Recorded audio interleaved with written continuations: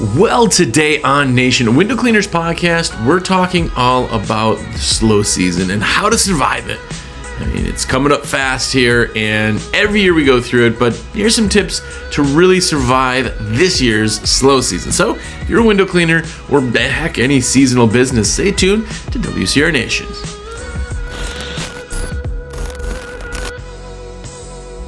What's up, everybody? Jersey here from windowcleaner.com, and you are here. What is up? If it's your first time here, have a look around. Lots of content, almost 9 years of content, actually. So go back, listen. Also, Spotify's recap is come on. So I would love to know how many hours or minutes you listen to WCR Nation. I have to say, Eduardo Vallejo is so far the winner at like 6,400 or 6,800 minutes. So anyway, what's up to you, by the way? Keaton Primo, how's it going, man? And Dan Diekman. You guys are just awesome.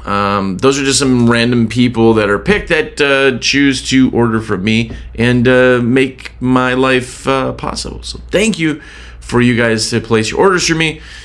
And let's just dive into one of the things I just don't like talking about as much because, as many of you know, you get kind of the winter PTSD in a seasonal business. I mean, there's areas even in, the Californias and the Floridas. Florida's kind of a different situation where, like, if you're in a snowbird area, your winters are pretty great. That's kind of your busy season, right? But there's some people that just kind of work year round. They just don't have a busy season still in the winter. And that's the tough part, is not that we have winters. It's that we have this thing that goes really up and really down and really up and really down. We kind of have to figure out how to survive that. And without doing a clickbaity thing, the last kind of item that I have is really just genuinely what made me kind of survive and not hate winters. But anyway, we'll get to that. But the first thing I want to say is that if you're doing work in the rest of the year, you get to plan when jobs are done. Now, every time we talk about residential route or commercial, there's somebody out there who's like, I don't like route, or I don't like commercial, I only do residential, and that's cool. It's really hard if you have a company in, say, Wisconsin, to have a seasonal business that only does houses. There's so much more time that you're not doing anything because houses are not booking you typically in January, February, even March a lot of times. In Wisconsin, where I'm from originally, Wisconsin, that's where I had my company. We still had maybe 10, 20 houses a month. That's it. Right. It was very, very seldom. We had a lot of like reoccurring houses that we would do throughout the year that were every month. But it was very, very low. What you could do in this, now we're talking about route. Route's great. I love route. But what people tend to forget is that there's commercial stuff. Commercial's the middle building, right? It's not a storefront. It's not a house. It's that middle thing. It's done every 6 months, we'll say. Well, the really nice thing is you get to schedule when it's done. I mean, the nicest thing, the first time somebody needs it cleaned, sometimes they're like, well, we just need it now because okay, cool. Well, then we'll get you into our rotation. And my rotation is pre-spring, so late winter, and early winter. Let me rephrase that. So early winter or late winter are like the tail end, right? So it's like December. December is a good month because it's like, well, we're still kind of doing some houses. We're kind of trailing in. A lot of people kind of get to that Christmas market. It kind of tapers down. But if you have a commercial property and that property is every 6 months, guess what? You could do it in December. And now you just took a project, a big project, and filled some slower time where you get to schedule it, not houses where they schedule or when they need it or whatever. One thing that people kind of forget is that a 6-month rotation in that, hypothetically, is like December or say, January and July. which is also another slow time for us because it's pre-fall. It's so important for you to take those and fill in the gaps. I know so many companies that have a very good, diverse portfolio of jobs, right? They do houses, they do route, they do commercial, they do it all. But then they're like, well, I can't do this. This is my busy season technically for, houses, but I got all this commercial. What? Why? Unless they absolutely need it done then, and it's on your rotation if you're setting the pace, there should be no reason that you have to have your commercial stuff in the busiest time of year, because houses only come when it's busy, right? You can advertise and everything else to boost that up, but they come in certain seasons, spring being the busiest. So why do your commercial stuff in spring if you could do it pre-spring? And most of you have the jobs out there. You have the work that's there. You're just scheduling it wrong, in my humble opinion. And you can fix that. Super, super easy. Fill the gaps with the work that you can. The same thing with route. You have gaps, right? In slow time, it still gets filled. You move crews around, right? The big thing that people, and this is one piece that you'll see a lot. You've probably even said this, but it's, say there's a huge convention or one of these shows, and you're like, oh, I'm too busy. I can't make it this year. We're just too busy. You do understand you're the one that makes a schedule, right? Or your staff makes the schedule. Like, what? How are you? You're not too busy. You go, I'd rather work than go to that show, which is cool. But you planned the work then. Like, it's a little confusing when sometimes people think that they're like, well, my business just does what my business does. And there's sometimes where everybody's trying to make everybody in the customer world happy, and I want to try. But at some point, especially when it's busy, you're like, hey, we're 4 weeks out. Oh, man, I needed it by Tuesday. There's a lot of you who are like, we'll make that happen. And that's cool if that's what you want to do. But if you could do that, then you could also schedule stuff for when you want, right? That's fair. So that's a big one. I think so many people miss that. It's right in their face, right? But let's be honest. If you're in a very seasonal area, you're going to have to not lose some people, but you're going to have to put some people on seasonal unemployment, give them some options. You're going to have to do something with the staff, because that is really realistic in planning. A lot of times the biggest hurdle for people hiring is like, well, I don't want to hire somebody because we're going to be slow. Yeah, you're going to be slow. This is a seasonal job. That's very, very, understandable. You're finding people who understand this is a seasonal job. Now, not everybody. A lot of people want to work 40 hours all the time. They want to, like, winter, I want to work that. Well, your job now is to kind of go ahead and make that happen, in the long run.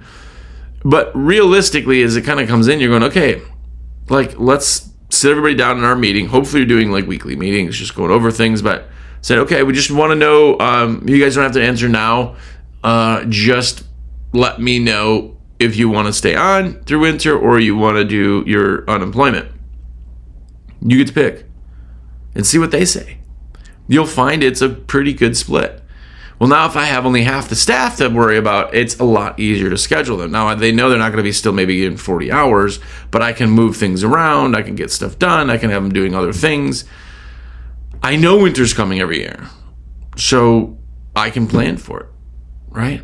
I know this time of year, we're talking about, okay, well, we're going to get you guys through, say, Christmas time, third week of December. And then from there, it's kind of slow. You guys, we're going to start the unemployment. We're going to do blah, blah, blah, blah, blah. And we're going to get you back as soon as possible. But you can decide who kind of goes in. And I do really like putting that kind of more on the employees themselves to kind of figure that out. Because if there's a complication, you're always the last one, right? If everybody's like, I want to take it, and you're like, well, we need somebody. So who are we going to have to keep on? But if you let them choose, you're going to find out that there are some people who are just genuinely okay with making unemployment through the winter. They just are. You're also going to kind of find who is just always hungry to work and doesn't want that. There's some people who just never, ever would want unemployment. They would rather get paid a little less because there's less hours. But now you're doing the juggling, right? If you have one employee, they can do 40 hours worth of work, technically, obviously a little bit more. But what if you only have, 10 employees? That's 400 hours of work a week.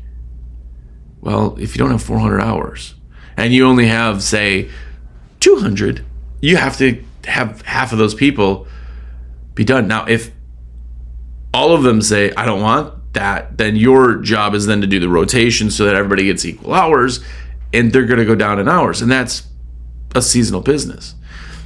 A piece to hiring that's so hard is that so many people are like, dude, I can't hire. We just get slow in the winter. I don't want to hire right now. And this is even as soon as August, September. We need people. I don't want to hire because I'm just going to be slow. Yeah, you're always going to be slow. That's never going to change.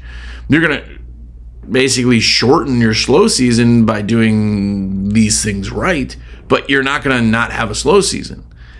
So if you hire in April or you hire in September, you're still going to have a slow season. So I don't understand the mindset. It's a very big catch up. But when you talk to people and they're like, hey, you want to be a window cleaner here in, say, Wisconsin? They know you're not cleaning windows all year round. You can talk to them about it. Talk to them throughout the thing. We're going to rack up these hours now, slow times now, we're banking, blah, blah, blah. On the banking side, banking hours, talk to your local, tax things. But some guys like to be paid all year round, and they may want to have holdings and things like that done. And if that's something that you could do, put them on salary or whatever, you could do that too. But it's very hard to predict how slow your slow season is and how long your slow season is. So one way to do that, but the staff themselves, when they're part of a window cleaning company, they understand that we're seasonal. They also understand, I hope, the fact that you are pushing everything you possibly can to get work. But it's still going to be slow, and they still have to kind of, give up some things. It's time. Most people, in fact, have probably, 60 to 100 people or whatever, how many people we've had over all the years. There's not been a time when somebody's like, what? You guys slow down? It's not guaranteed for, nobody knows that. Nobody thinks that. So it's easier to kind of wrap your brain around, but it's part of it. If you want to float payroll full 40 hours through the winter, that's awesome, but that's a whole bunch of things in planning. We'll get to that. But we're looking at costs, and employees are a big cost, but so is everything else. And I'll tell you right now, do not advertise in winter. Don't advertise. Let me rephrase that. Don't pay for advertising in winter. Now, in winter, you got nothing but time. So posting on Facebook and building that up, and you know how I love a marketing or a sales calendar, an advertising calendar. I like pre-planning email blasts and posts as much as you can. I like all that stuff. Do that. It's all free. It's just your time, which you have time. You don't have time when you're busy, right? So do all that stuff. Just don't pay for ads. The biggest problem that new businesses go in is they don't understand business. And I always give this analogy of, if it's 6 a.m. and I have a McRib. Even if I say, if you buy this McRib right now, you'll get it at half price. You're still like, no thanks, it's 6. Okay, you can buy it for 50 cents. Like, yeah, I don't want to. Like, it's not a price thing. It's that they don't want it. So why would you go spend ad money to show stuff to somebody that they want? Like, we're going to put this $100 million ad campaign to sell McRibs at 6 a.m. You'd be like, wait, what? That even if we sell 1,000 McRibs, it's a waste of money. Same thing in window cleaning. you need to, I hope you're listening to this, strike while the iron is hot. When it comes to advertising, you advertise with all the money you have in your budget when it's busy. You're like, well, I'm busy. Why would I? That's not how advertising works. You fill the schedule then. If it's dinner time and I put a McRib commercial out, McRib is back. You're going to buy a McRib even if it's not on sale. It's because it's the time. Oh, that sounds good. Yeah, let's get that. Right? That's why you see food commercials there. That's why you see billboards on the side of the road right before the exit. That's just a big cheeseburger. It says next exit. It's to catch people right at the moment. Because that is the best ROI. Now, if there's a best of something, there's a worse of something. And paying for advertising is absurd. It does not get you more work. Like, if you paid $1,000 for advertising in spring, you may get $10,000 back. If you're doing something right, you get at least that, right? If you do that same $1,000 in winter, you may get one customer for $200. Why would you give, like, that would be like, hey, give me $1,000, I'll give you $200 back. You'd be like, no, that's stupid. But then there's so many people out there like, I gotta advertise, get good, I got a job in. What? You understood you took money out, spent it, wasted it to get some of the money back, right? Anyway, stop your paid ads. If you're already looking at cutting costs through the winter and everything else, don't do paid ads. I have a sad story. I have a lot of story. I talked to, well over 100 window cleaners a week. And a few years ago, I talked to this guy. He was like 22 or something. He just had a baby and he was getting into this industry. It was great. He was really kind of starting to do some stuff. And anyway, it was his first winter and he had not planned for it. Okay, get that. Unfortunately, I've been there, didn't quite plan right. And he messaged me, texted me. He's like, dude, I put all my eggs in the basket. I was like, huh? What? He goes, dude, I spent every dollar I had. It left me with like $23 in my checking account to do an EDDM run. I got everything. I got it all printed, expedited, sent to me, and I dropped it off at the post office yesterday, man. This is it. We're going to have and this was the middle of winter. The middle of winter. And it was too late. And I was like, why would you, what? And I called. And I'm like, dude. He said, yeah, this is great. It's, no one will buy. This is just not a good thing. Dude, you can't get it back now, but no, you can't. And I tried to explain things again. And he was one of those guys that just didn't listen. And it was fine. Like, dude, I hope absolutely this goes well. It didn't. He lost everything that he had. And he closed his business. I never talked to him again after that. And it was all because he decided to not pay attention to how advertising works and was like, but I'm slow, and if I advertise, I get work. That's not how it works. There's psychology in advertising. There's psychology in everything. Anyway, real quick, let me do a shameless plug because I haven't done it in the past couple weeks. I talked to Chris last week and just got to babbling, and all of a sudden I'm like, oh, geez, it's like 30 minutes. Anyway, I'm a rep for windowcleaner.com and how I afford my free shirts that, as if you're watching the video in the winter, I love this zip up. It is a free WCR zip up that I got like years ago. Part of the joke, but the collar doesn't stay straight anymore. I just still love it. Anyway, let me put your orders in. It doesn't cost you anything extra to be absolutely awesome. Be one of the cool kids. Get the cool kid sticker because it's a limited edition only to people who buy from me. All you have to do is just click save this cart, shoot me a text, be like, yo, Jersey, it's in my cart. Big orders, small orders, it absolutely doesn't matter. Let me put your orders in. Literally, you text me instead of clicking go, and I could go. It doesn't cost you any extra. I make sure you get your free gift, make sure there's fitment issues, all of that stuff. That's what I do, and I get credit for it, and I can continue to live. And I like to live. It's kind of my hobby. It's like living. Also, if you haven't yet, I had somebody yesterday tell me that they didn't know that I own the American Window Cleaner magazine, but I do. American Window Cleaner magazine. It's AWC, mag.com. It's literally, if you haven't looked at the magazine, again, I do this, so many people listen, more people listen than watch, so I get that. But this is the magazine. The new magazine, where I've had it now for like 3-4 years. We did a revamp on everything. It is so good. It is so well put together. It's amazing. Now, mind you, I'm partial. I get that. But get the subscription. It's $69. That's like a half hour's worth of work for you.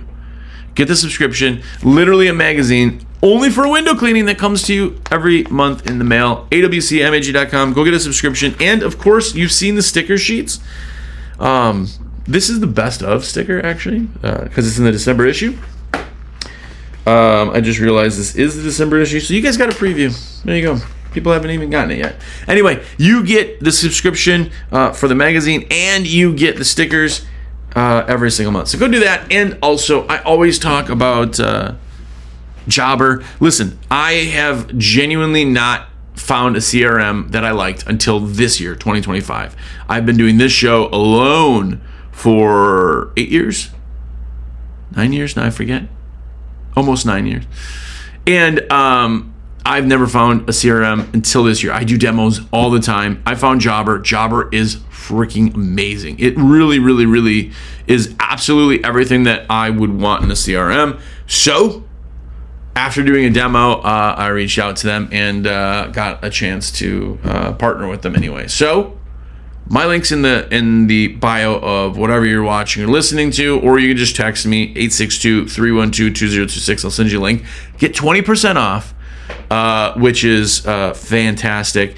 You could do free demos, all that other stuff. Literally, just do your research. Don't listen to me. Who cares what I say? Do your research. You're gonna find that that's absolutely the best program out there. It's so comprehensive. It does so much. Anyway, go look. Jobber is amazing. Anyway, wow, longest shameless plug ever. Anyway, back to it. So one other thing that I want you to think about doing when it comes to winter is understand the concept of route sales. Some of you don't do route. If you're never going to do route and you're just like, this guy's an idiot and I don't like route, cool. But if you do route, the best time you could possibly sell route is not a spring day, because guess what? Every other window cleaner is working fine. You know, because everybody gets into route, a lot of people, they're like, oh, every time I go to a job, they're like, I got somebody. Yeah, no kidding. Every job gets their windows cleaned. Like, duh. Like, you're not going in like, oh, it looks like a haunted house here. Yeah, we just don't have a window cleaner. They clean the windows themselves, even if they look like crap. So, of course, they're going to have somebody. So why not do it in the winter when you know that those other guys who kind of don't take business as serious as you, they're not even showing up. They're not even showing up. It's too cold. My hands hurt. It's supposed to snow tomorrow. They're not showing up. So guess what? You do. And go, hey, we're in the area. We're blah, blah. The route sales for a company is absolutely the best. 10 times in the winter. Even to the fact that when windows are done and there's slop and slush and everything else, just winter, they all look bad. It's colder, so it's harder to clean them and everything else. Route sales is absolutely so easy in the winter, and a lot of times people don't do that because they're like, well, yeah, I can sell a couple route jobs, but that only adds, like an hour's worth of. Yes, but are you looking at like what you're bringing in today? That's a job. You go, I have to go to work today, 9 to 5. But we have a company. We're building this business. We're looking at what can we do now so that next winter it's not like this, right? Route sales is absolutely that. But genuinely, here is the biggest tip. If I had to say, well, I'm only going to tell you one thing to survive the winter, it is absolutely this. And I'm going to tell you, planning for winter, it's too late to plan for this winter. I get it. But hear me out on this. If you go, man, I don't know, with this business, I'm like scared, man. How do I make my bills in the winter? Like, oh man, how do I, keep my guys happy in the winter? It's just, man, this is okay. So you have a concern, which is more or less just a question, right? How do I pay my bills in winter? How do I do this in winter, right? Whatever those pieces are, that is something that you can genuinely fix. And here's how you do it. Very, very simple. And I hope, really, really, really hope that every one of you, thousands and thousands of people who are listening to this, do this tip. Here it is. You take your month, which you can see if you've been in business, and go, okay, what did my expenses in, so we'll say December, January, and February, very slow. Okay. What did you spend in expenses, not labor, expenses? So like, do you have rent? Do you have insurance? Do you have payments on the trucks? Do you, not gas, right? Not anything that if the truck is moving, it uses, but just having the truck car payment, insurance for that, right? You have heat in the storage and garbage collection, all of your expenses for 3 months. Man, we're spending, I'm bad at math. We'll say $10,000 a month in expenses. Okay, guess what?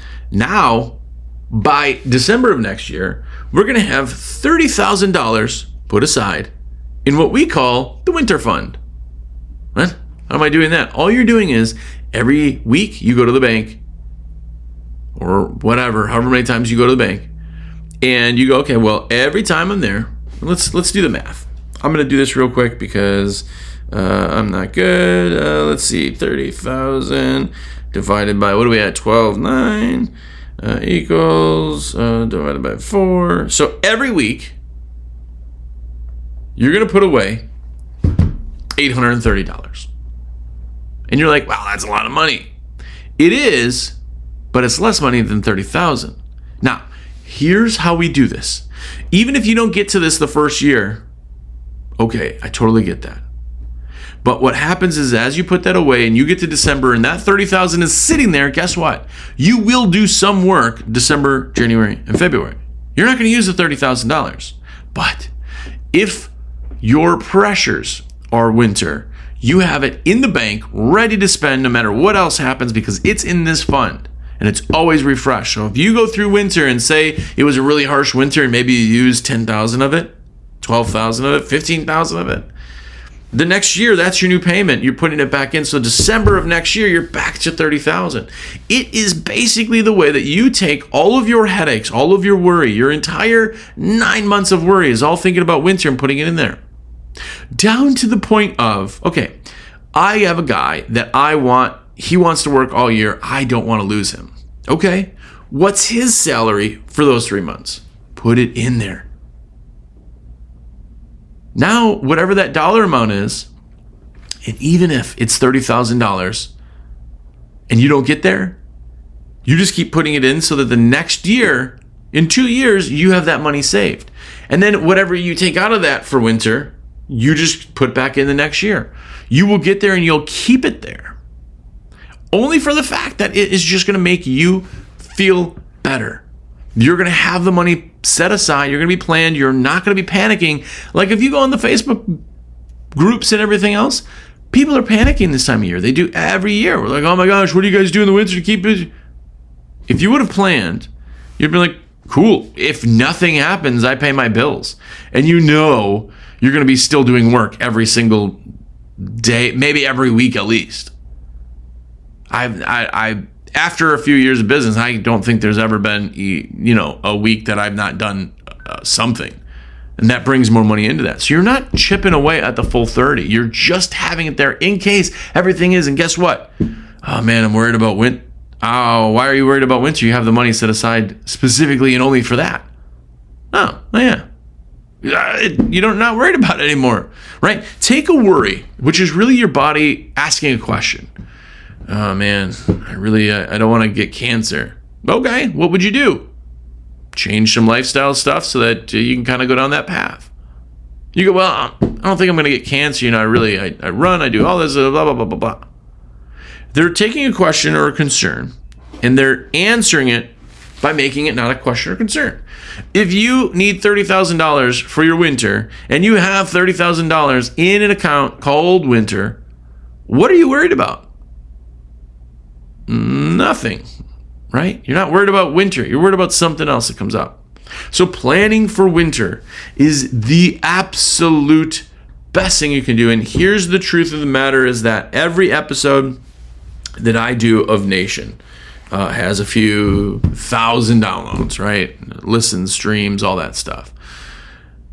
I could be talking about this in March, April, May. Hey guys, let's remember to plan for winter. And everybody's like, dude, it's May. I don't need to plan for winter, man. I'm making 10 grand a week. What are you talking about? Right. But in winter, when it comes, you're not making that, right? So now is the time where you got to start planning that. And, here's the really kind of interesting thing. Like, everybody's diet always starts on Monday. The reset for the year is coming up in just a couple weeks.